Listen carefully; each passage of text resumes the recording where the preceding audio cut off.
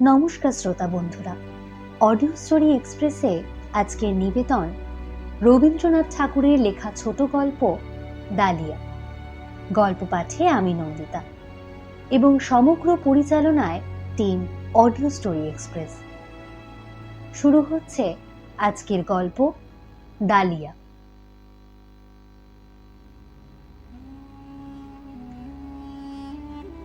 পরাজিত শাহ সুজা ঔরঙ্গজেবের ভয়ে পলায়ন করিয়া আরকান রাজের আতিথ্য গ্রহণ করেন। সঙ্গে ৩ সুন্দরী কন্যা ছিল। আরকান রাজের ইচ্ছা হয় রাজপুত্রদের সহিত তাহাদের বিবাহ দেবেন।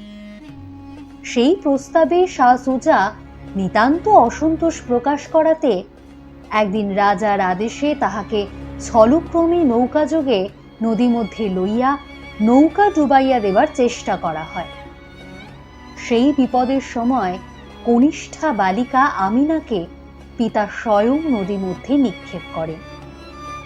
জ্যেষ্ঠা কন্যা আত্মহত্যা করিয়া মরে এবং সুজার একটি বিশ্বাসী কর্মচারী রহমত আলী জুলিখাকে লইয়া সাঁতার দিয়া পালায় এবং সুজা যুদ্ধ করিতে করিতে মরে। আমিনা খরস্রোতে প্রবাহিত হইয়া দৈবক্রমে অনতি বিলম্বে এক ধীবরের জালে উদ্ধৃত হয় এবং তাহারই গৃহে পালিত হইয়া বড় হইয়া ওঠে। ইতিমধ্যে বৃদ্ধ রাজার মৃত্যু হইয়াছে এবং যুবরাজ রাজ্যে অভিষিক্ত হইয়াছে। একদিন সকালে বৃদ্ধ ধীবর আসিয়া আমিনাকে ভৎসনা করিয়া কহিল, তিন্নি। ধীবর আরাকান ভাষায় আমিনার নূতন নামকরণ করিয়াছিল তিন্নি। আজ সকালে তোর হইল কি? কাজকর্মে যে একেবারে হাত লাগাস নাই। আমার নতুন জালে আঠা দেওয়া হয় নাই। আমার নৌকো। আমিনা ধীবরের কাছে আসিয়া আদর করিয়া কহিল, বুড়া, আজ আমার দিদি আসিয়াছেন, তাই আর ছুটি। তোর আবার দিদি কে রে তিন্নি? জুলিখা কোথা হইতে বাহির হইয়া আসিয়া কহিল, আমি। বৃদ্ধ অবাক হইয়া গেল। তারপর জুলিখার অনেক কাছে আসিয়া ভালো করিয়া তাহার মুখ নিরীক্ষণ করিয়া দেখিল। খপ করিয়া জিজ্ঞাসা করিল, তা তুই কাজ কাম কিছু জানিস? আমিনা কহিল, বুড়া, দিদির হইয়া আমি কাজ করিয়া দিব, দিদি কাজ করিতে পারিবে না। বৃদ্ধ কিয়ৎক্ষণ ভাবিয়া জিজ্ঞাসা করিল, তুই থাকবি কোথায়? জুলিখা বলিল, আমিনার কাছে। বৃদ্ধ ভাবিল, এও তো বিষম বিপদ। জিজ্ঞাসা করিল, তা খাইবি কি? জুলিখা বলিল, তাহার উপায় আছে। এই বলিয়া অবজ্ঞা ভরে ধীবরের সম্মুখে একটা স্বর্ণ মুদ্রা ফেলিয়া দিল। আমিনা সেটা কুড়াইয়া ধীবরের হাতে তুলিয়া দিয়া চুপি চুপি কহিল, বুড়া, আর কোনো কথা কহিস না, তুই কাজে যা, বেলা হইয়াছে। জুলিখা ছদ্মবেশে নানা স্থানে ভ্রমণ করিয়া অবশেষে আমিনার সন্ধান পাইয়া কি করিয়া ধীবরের কুটিরে আসিয়া উপস্থিত হইয়াছে, সে সমস্ত কথা বলিতে গেলে দ্বিতীয় আরেকটি কাহিনী হইয়া যায়। তাহার রক্ষাকর্তা রহমত শেখ ছদ্ম নামে আরাকান রাজসভায় কাজ করিতেছে। ছোট নদীটি বহিয়া যাইতেছিল এবং প্রথম গ্রীষ্মের শীতল প্রভাত বায়ুতে কৈলু গাছে রক্তবর্ণ পুষ্পমঞ্জুরি হইতে ফুল ঝরিয়া পড়িতেছিল। গাছের তলায় বসিয়া জুলিখা আমিনাকে কহিল, ঈশ্বর যে আমাদের 2 ভগিনীকে মৃত্যুর হাত হইতে রক্ষা করিয়াছেন, সে কেবল পিতার হত্যার প্রতিশোধ লইবার জন্যে, নহিলে আর তো কোনো কারণ খুঁজিয়া পাই না। আমিনা নদীর পরপারের সর্বাপেক্ষা দূরবর্তী, সর্বাপেক্ষা ছায়াময় বনশ্রেণীর দিকে দৃষ্টি মেলিয়া ধীরে ধীরে কহিল, দিদি, আর সব কথা বলিস নে ভাই। আমার এই পৃথিবীটা একরকম বেশ লাগিতেছে। মরিতে চায় তো পুরুষগুলো কাটাকাটি করিয়া মরুককে, আমার এখানে কোনো দুঃখ নাই। জুলিখা বলিল, ছি ছি আমিনা, তুই কি শাহজাদার ঘরের মেয়ে? কোথায় দিল্লির সিংহাসন আর কোথায় আরাকানের ধীবরের কুটি? আমিনা হাসিয়া কহিল, দিদি, দিল্লির সিংহাসনের চেয়ে আমার বুড়ার এই কুটির এবং এই কৈলু গাছের ছায়া যদি কোনো বালিকার বেশি ভালো লাগে, তাহাতে দিল্লির সিংহাসন এক বিন্দু অশ্রুপাত করিবে না। জুলিখা কতকটা আনমনে কতকটা আমিনাকে কহিল, তা তোকে দোষ দেওয়া যায় না, তুই তখন নিতান্ত ছোট ছিলিস। কিন্তু একবার ভাবিয়া দেখ, পিতা তোকে সবচেয়ে বেশি ভালোবাসিতেন বলিয়া তোকেই সহস্তে জলে ফেলিয়া দিয়াছিলেন। পিতৃদত্ত মৃত্যুর চেয়ে এই জীবনকে বেশি প্রিয় জ্ঞান করিস না। তবে যদি প্রতিশোধ তুলিতে পারিস, তবেই জীবনের অর্থ থাকে। আমিনা চুপ করিয়া দূরে চাহিয়া রহিল, কিন্তু বেশ বোঝা গেল সকল কথা সত্ত্বেও বাহিরের এই বাতাস এবং গাছের ছায়া এবং আপনার নব যৌবন এবং কি একটা সুখস্মৃতি তাহাকে নিমগ্ন করিয়া রাখিয়াছিল। কিছুক্ষণ পরে একটা দীর্ঘ নিঃশ্বাস ফেলিয়া কহিল, দিদি, তুমি একটু অপেক্ষা করো ভাই, আমার ঘরের কাজ বাকি আছে। আমি না রাখিয়া দিলে বুড়া খাইতে পাইবে না। জুলিখা আমিনার অবস্থা চিন্তা করিয়া ভারী বিমর্ষ হইয়া চুপ করিয়া বসিয়া রহিল। এমন সময় হঠাৎ থুপ করিয়া একটা লম্ফের শব্দ হইল এবং পশ্চাৎ হইতে কে একজন জুলিখার চোখ টিপিয়া ধরিল। জুলিখা ত্রস্ত হইয়া কহিল, কে? স্বর শুনিয়া যুবক চোখ ছাড়িয়া দিয়া সম্মুখে আসিয়া দাঁড়াইল। জুলিখার মুখের দিকে চাহিয়া অম্লান বদনে কহিল, তুমি তো তিন্নি নও। যেন জুলিখা বরাবর আপনাকে তিন্নি বলিয়া চালাইবার চেষ্টা করিতেছিল। কেবল যুবকের অসামান্য তীক্ষ্ণ বুদ্ধির কাছে সমস্ত চাতুরী প্রকাশ হইয়া পড়িয়াছে। জুলিখা বসন সম্বরণ করিয়া দৃপ্তভাবে উঠিয়া দাঁড়াইয়া দুই চক্ষে অগ্নিবাণ নিক্ষেপ করিল। জিজ্ঞাসা করিল, কে তুমি? যুবক কহিল, তুমি আমাকে চেনো না, তিন্নি জানে। তিন্নি কোথায়? তিন্নি গোল চোখ শুনিয়া বাহির হইয়া আসিল। জুলিখার রোষ এবং যুবকের হতবুদ্ধি বিস্মিত মুখ দেখিয়া আমিনা উচ্চ স্বরে হাসিয়া উঠিল। কহিল, দিদি, ওর কথা তুমি কিছু মনে করিও না। ও কি মানুষ? ও একটা বনের মৃগ। যদি কিছু বেয়াদবি করিয়া থাকে, আমি উহাকে শাসন করিয়া দিব। ডালিয়া, তুমি কি করিয়াছিলে? যুবক তৎক্ষণাৎ কহিল, চোখ টিপিয়া ধরিয়াছিলাম। আমি মনে করিয়াছিলাম তিন্নি, কিন্তু ও তো তিন্নি নয়। তিন্নি সহসা দুঃসহ ক্রোধ প্রকাশ করিয়া উঠিয়া কহিল, ফের ছোট মুখে বড় কথা। কবে তুমি তিন্নির চোখ টিপিয়াছ? তোমার তো সাহস কম নয়। যুবক কহিল, চোখ টিপিতে তো খুব বেশি সাহসের দরকার পড়ে না, বিশেষত পূর্বের অভ্যাস থাকিলে। কিন্তু সত্য বলিতেছি তিন্নি, আজ একটু ভয় পাইয়া গিয়াছিলাম। বলিয়া গোপনে জুলিখার প্রতি অঙ্গুলি নির্দেশ করিয়া আমিনার মুখের দিকে চাহিয়া নিঃশব্দে হাসিতে লাগিল। আমিনা কহিল, না, তুমি অতি বর্বর, শাহজাদির সম্মুখে দাঁড়াইবার যোগ্য নও। তোমাকে সহবত শিক্ষা দেওয়া আবশ্যক। দেখো, এমনি করিয়া সেলাম করো। বলিয়া আমিনা তাহার যৌবন মঞ্জুরিত তনুলতা অতি মধুর ভঙ্গিতে নত করিয়া জুলিখাকে সেলাম করিল। যুবক বহু কষ্টে তাহার নিতান্ত অসম্পূর্ণ অনুকরণ করিল। বলিল, এমনি করিয়া 3 পা পিছু হটিয়া আইস। যুবক পিছু হটিয়া আসিল। আবার সেলাম করো। আবার সেলাম করিল। এমনি করিয়া পিছু হটাইয়া সেলাম করাইয়া আমিনা যুবককে কুটিরের দ্বারের কাছে লইয়া গেল। কহিল, ঘরে প্রবেশ করো। যুবক ঘরে প্রবেশ করিল। আমিনা বাহির হইতে ঘরের দ্বার রুদ্ধ করিয়া দিয়া কহিল, একটু ঘরের কাজ করো, আগুনটা জ্বালাইয়া রাখো। বলিয়া দিদির পাশে আসিয়া বসিল। কহিল, দিদি, রাগ করিস নে ভাই, এখানকার মানুষগুলো এইরকমই, হাড় জ্বালাতন হইয়া গেছে। কিন্তু আমিনার মুখে কিংবা ব্যবহারে তাহার লক্ষণ কিছুই প্রকাশ পায় না, বরং অনেক বিষয়ে এখানকার মানুষদের প্রতি তাহার কিছু অন্যায় পক্ষপাত দেখা যায়। জুলিখা যথাসাধ্য রাগ প্রকাশ করিয়া কহিল, বাস্তবিক আমিনা, তোর ব্যবহারে আমি আশ্চর্য হইয়া গেছি।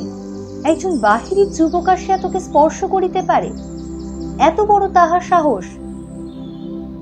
আমিনা দিদির সহিত চোখ দিয়া কহিল, দেখো দেখি বোন, যদি কোনো বাদশা কিংবা নবাবের ছেলে এমন ব্যবহার করিত, তবে তাহাকে অপমান করিয়া দূর করিয়া দিতাম। জুলিখার ভিতরের হাসি আর বাদ মানিল না। হাসিয়া উঠিয়া কহিল, সত্য করিয়া বল দেখি আমিনা, তুই যে বলিতেছিলি পৃথিবীটা তোর বড় ভালো লাগিতেছে, তা সে কি ওই বর্বর যুবকটার জন্য? আমিনা কহিল, তা সত্য কথা বলি দিদি, ও আমার অনেক উপকার করে, ফুলটা ফলটা পাড়িয়া দেয়, শিকার করিয়া আনে, একটা কিছু কাজ করিতে যাকিলে ছুটিয়া আসে। অনেকবার মনে করি উহাকে শাসন করিব, কিন্তু সে চেষ্টা বৃথা। যদি খুব চোখ রাঙাইয়া বলি, ডালিয়া, তোমার প্রতি আমি ভারী অসন্তুষ্ট হইয়াছি, ডালিয়া মুখের দিকে চাহিয়া পরম কৌতুকে নিঃশব্দে হাসিতে থাকে। এদের দেশে পরিহাস বোধ করে এই রকম, দুঘা মারিলে ভারী খুশি হইয়া ওঠে, তাহাও পরীক্ষা করিয়া দেখিয়াছি। ওই দেখো না, ঘরে পুড়িয়া রাখিয়াছি, বড় আনন্দে আছে, দ্বার খুলিলেই দেখিতে পাইব মুখ চক্ষু লাল করিয়া মনের সুখে আগুনে ফু দিতেছে। ইহাকে লইয়া কি করি বলো তো বোন, আমি তো আর পারিয়া উঠি না। জুলিখা কহিল, আমি চেষ্টা করে দেখিতে পারি। আমিনা হাসিয়া মিনতি করিয়া বলিল, তোর দুটি পায়ে পড়ি বোন, ওকে আর তুই কিছু বলিস না। এমন করিয়া বলিল যেন ওই যুবকটি আমিনার একটি বড় সাধের পোষাহরি, এখনো তাহার বন্য স্বভাব দূর হয় নাই। পাছে অন্য কোনো মানুষ দেখিলে ভয় পাইয়া নিরুদ্দেশ হয় এমন আশঙ্কা আছে। এমন সময় ধীবর আসিয়া কহিল, আজ ডালিয়া আসে নাই তিন্নি? আসিয়াছে। তা কোথায় গেল? সে বড় উপদ্রব করিতেছিল, তাই তাহাকে ওই ঘরে পুড়িয়া রাখিয়াছি। বৃদ্ধ কিছু চিন্তান্বিত হইয়া কহিল, যদি বিরক্ত করে সহিয়া থাকিস, অল্প বয়সে সকলেই দুরন্ত হইয়া থাকে, বেশি শাসন করিস না। ডালিয়া কাল এক স্বর্ণ মুদ্রা দিয়া আমার কাছ থেকে 3টি মাছ লইয়াছিল। আমিনা কহিল, ভাবনা নাই বুড়া, আজ আমি তাহার কাছে 2 স্বর্ণ মুদ্রা আদায় করিয়া দিব, একটিও মাছ দিতে হইবে না। বৃদ্ধ তাহার পালিত কন্যার এত অল্প বয়সে এমন চাতুরী এবং বিষয় বুদ্ধি দেখিয়া পরম প্রীত হইয়া তাহার মাথায় সস্নেহ হাত বুলাইয়া চলিয়া গেল। আশ্চর্য এই, ডালিয়ার আসা যাওয়া সম্বন্ধে জুলিখার ক্রমে আর আপত্তি রহিল না। ভাবিয়া দেখিলে ইহাতে আশ্চর্য নাই, কারণ নদীর যেমন একদিকে স্রোত এবং আরেক দিকে কূল, রমণীর সেই রূপ হৃদয়াবেগ এবং লোকলজ্জা। কিন্তু সভ্য সমাজের বাহিরে আরাকানের প্রান্তে এখানে লোক কোথায়? এখানে কেবল ঋতু পর্যায়ে তরু মঞ্জুরিত হইতেছে এবং সম্মুখের নীলা নদী বর্ষায় স্ফীত, শরতে স্বচ্ছ এবং গ্রীষ্মে ক্ষীণ হইতেছে। পাখির উচ্ছ্বসিত কণ্ঠস্বরে সমালোচনার লেশ মাত্র নাই, এবং দক্ষিণ বায়ু মাঝে মাঝে পরপারের গ্রাম হইতে মানব চক্রের গুঞ্জন ধ্বনি বহিয়া আনে, কিন্তু কানাকানি আনে না।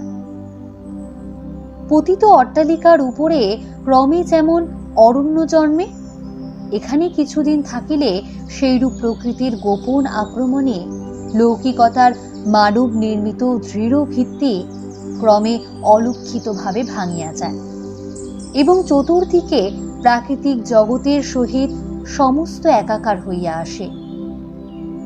দুটি সমযোগ্য নরনারীর মিলন দৃশ্য দেখিতে রমণীর যেমন সুন্দর লাগে, এমন আর কিছু নয়। এত রহস্য, এত সুখ, এত অতস্পর্শ কৌতূহলের বিষয় তাহার পক্ষে আর কিছুই হইতে পারে না। অতএব এই বর্বর কুটিরের মধ্যে নির্জন দারিদ্র্যের ছায়ায় যখন জুলিখার কুলগর্ব এবং লোকমর্যাদার ভাব আপনি শিথিল হইয়া আসিল, তখন পুষ্পিত কৈলুতরুর ছায়ায় আমিনা এবং দালিয়া মিলনের এই এক মনোহর খেলা দেখিতে তাহার বড় আনন্দ হইত।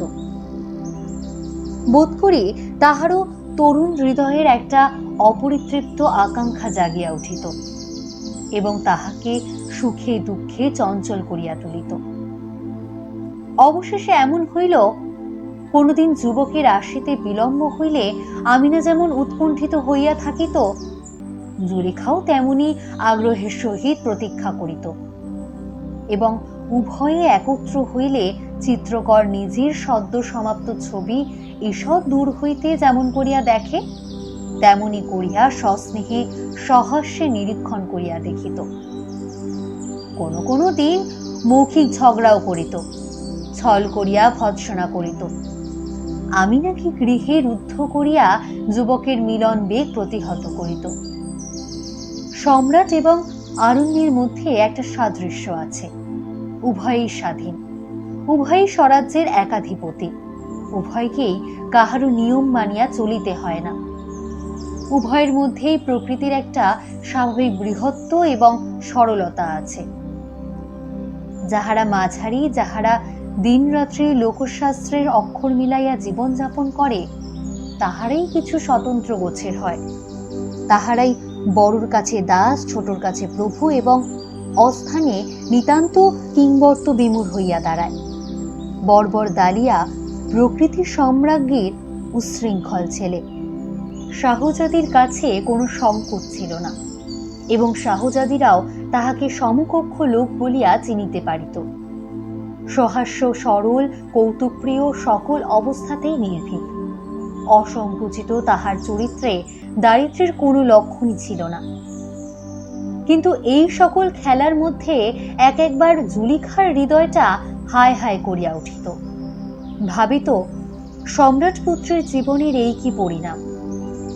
একদিন প্রাতে দালিয়া আসিবা মাত্রই জুলিখা তাহার হাত চাপিয়া কহিল, দালিয়া, এখানকার রাজাকে দেখাইয়া দিতে পারো? পারি, কেন বলো দেখি? আমার একটা ছোড়া আছে, তাহার বুকের মধ্যে বসাইতে চাই।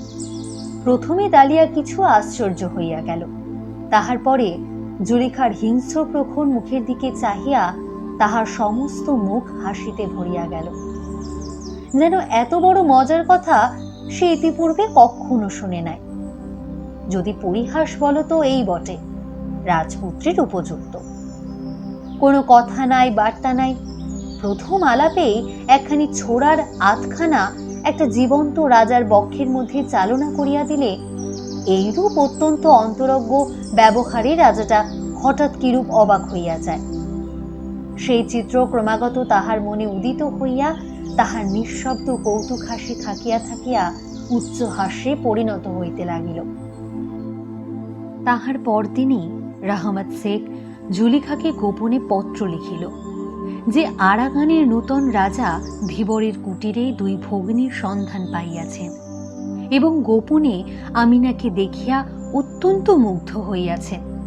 তাহাকে বিবাহার্থে অবিলম্বে প্রাসাদে আনিবার আয়োজন করিতেছেন। প্রতিহিংসার এমন সুন্দর অবসর আর পাওয়া যাইবে না। তখন জুলিখা দৃঢ়ভাবে আমিনার হাত ধরিয়া কহিল, ঈশ্বরের ইচ্ছা স্পষ্টতই দেখা যাইতেছে। আমিনা, এইবার তোর জীবনের কর্তব্য পালন করিবার সময় আসিয়াছে। এখন আর খেলা ভালো দেখায় না। ডালিয়া উপস্থিত ছিল। আমিনা তাহার মুখের দিকে চাহিল, দেখিল সে সকৌতুকে হাসিতেছে। আমিনা তাহার হাসি দেখিয়া মর্মাহত হইয়া কহিল, জানো ডালিয়া, আমি রাজপুত হইতে যাইতেছি। ডালিয়া হাসিয়া বলিল, সে তো বেশিক্ষণের জন্য নয়। আমিনা পীড়িত বিস্মিত চিত্তে মনে মনে ভাবিল, বাস্তবে কি বনের মৃগ, এর সঙ্গে মানুষের মতো ব্যবহার করা আমারই পাগলামি। আমিনা ডালিয়াকে আরেকটু সচেতন করিয়া তুলিবার জন্য কহিল, রাজাকে মারিয়া আর কি আমি ফিরিব? ডালিয়া কথাটা সঙ্গত জ্ঞান করিয়া কহিল, ফেরা কঠিন বটে। আমিনার সমস্ত অন্তরাত্মা একেবারে ম্লান হইয়া গেল। জুলিখার দিকে ফিরিয়া নিঃশ্বাস ফেলিয়া কহিল, দিদি, আমি প্রস্তুত আছি। এবং ডালিয়ার দিকে ফিরিয়া বিদ্ধ অন্তরে পরিহাসের ভান করিয়া কহিল, রানী হইয়াই আমি প্রথমে তোমাকে রাজার বিরুদ্ধে ষড়যন্ত্রে যোগ দেওয়ার অপরাধে শাস্তি দিব, তারপরে আর যাহা করিতে হয় করিব। এই শুনিয়া ডালিয়া বিশেষ কৌতুকে বোধ করিল, যেন প্রস্তাবটা কার্যে পরিণত হইলে তাহার মধ্যে অনেকটা আমোদের বিষয় আছে। অশ্বারোহী পদাতিক নিশান হস্তিবাদ্য এবং আলোকে ধীবরের ঘর দুয়ার ভাঙিয়া পড়িবার জো হইল। রাজপ্রাসাদ হইতে স্বর্ণমণ্ডিত 2 শিবিকা আসিয়াছে। আমিনা জুলিখার হাত হইতে ছুরিখানি লইল। তাহার হস্তিদন্ত নির্মিত কারুকার্য অনেকক্ষণ ধরিয়া দেখিল। তাহার পর বসন উদ্ঘাটন করিয়া নিজের বক্ষের উপর একবার ধার পরীক্ষা করিয়া দেখিল। জীবন মুকুলের বৃন্তের কাছে ছুরিটি একবার স্পর্শ করিল, আবার সেটিকে খাপের মধ্যে পুরিয়া বসনের মধ্যে লুকাইয়া রাখিল। একান্ত ইচ্ছা ছিল এই মরণযাত্রার পূর্বে একবার ডালিয়ার সহিত দেখা হয়, কিন্তু কাল হইতে সে নিরুদ্দেশ। ডালিয়া সেই যে হাসিতেছিল, তাহার ভিতরে কি অভিমানের জ্বালা প্রচ্ছন্ন ছিল। শিবিকায় উঠিবার পূর্বে আমিনা তাহার বাল্যকালের আশ্রয়টি অশ্রুজলের ভিতর হইতে একবার দেখিল। তাহার সেই ঘরের গাছ, তাহার সেই ঘরের নদী। ধীবরের হাত ধরিয়া বাষ্পরুদ্ধ কম্পিত স্বরে কহিল, বুড়া, তবে চলিলাম। তিন্নি গেলে তোর ঘরকন্যা কে দেখিবে? বুড়া একেবারে বালকের মতো কাঁদিয়া উঠিল। আমিনা কহিল, বুড়া, যদি ডালিয়া আর এখানে আসে তাহাকে এই আংটিটা দিও, বলিও তিন্নি যাইবার সময় দিয়া গেছে। এই বলিয়াই দ্রুত শিবিকায় উঠিয়া পড়িল। মহা সমারোহে শিবিকা চলিয়া গেল। আমিনার কুটির, নদী তীর, কৈলু তরুতল অন্ধকার, নিস্তব্ধ, জনশূন্য হইয়া গেল। যথাকালে শিবিকাদ্বয় তরুণ দ্বার অতিক্রম করিয়া অন্তঃপুরে প্রবেশ করিল। 2 ভগিনী শিবিকা ত্যাগ করিয়া বাহিরে আসিল। আমিনার মুখে হাসি নাই, চোখেও অশ্রুচিহ্ন নাই। জুলিখার মুখ বিবর্ণ। কর্তব্য যখন দূরে ছিল ততক্ষণ তাহার উৎসাহের তীব্রতা ছিল। এখন সে কম্পিত হৃদয়ে ব্যাকুল স্নেহে আমিনাকে আলিঙ্গন করিয়া ধরিল। মনে মনে কহিল, নবপ্রেমের বৃন্ত হইতে ছিন্ন করিয়া এই ফুটন্ত ফুলটিকে কোন রক্তস্রোতে ভাসাইতে যাইতেছি। কিন্তু তখন আর ভাবিবার সময় নাই। পরিচারিকাদের দ্বারা নীত হইয়া শত সহস্র প্রদীপের অনিমেষ তীব্র দৃষ্টির মধ্য দিয়া 2 ভগিনী স্বপ্নাহতের মতো চলিতে লাগিল। অবশেষে বাসর ঘরের দ্বারের কাছে মুহূর্তের জন্য থামিয়া আমিনা জুলিখাকে কহিল, দিদি। জুলিখা আমিনাকে গাঢ় আলিঙ্গনে বাঁধিয়া চুম্বন করিল। উভয়ে ধীরে ধীরে ঘরে প্রবেশ করিল। রাজবেশ পরিয়া ঘরের মাঝখানে মচলন্দ শয্যার উপর রাজা বসিয়া আছে। আমিনা সসংকোচে দ্বারের অনতি দূরে দাঁড়াইয়া রহিল। জুলিখা অগ্রসর হইয়া রাজার নিকটবর্তী হইয়া দেখিল রাজা নিঃশব্দে সকৌতুকে হাসিতেছেন। জুলেখা বলিয়া উঠিল, ডালিয়া? আমিনা মূর্ছিত হইয়া পড়িল। ডালিয়া উঠিয়া তাহাকে আহত পাখিটির মতো কোলে করিয়া তুলিয়া শয্যায় লইয়া গেল। আমিনা সচেতন হইয়া বুকের মধ্য হইতে ছুরিটি বাহির করিয়া দিদির মুখের দিকে চাহিল। দিদি ডালিয়ার মুখের দিকে চাহিল। ডালিয়া চুপ করিয়া হাস্য মুখে উভয়ের প্রতি চাহিয়া রহিল। ছুরিও তাহার খাপের মধ্য হইতে একটুখানি মুখ বাহির করিয়া এই রঙ্গ দেখিয়া ঝিকিমিক করিয়া হাসিতে লাগিল। শেষ হলো আজকের ছোট গল্প ডালিয়া। আজকের জন্য এতটাই। এরকমই নানান রকম গল্প শুনতে আমাদের সঙ্গে থাকুন আর শুনতে থাকুন অডিও স্টোরি এক্সপ্রেস।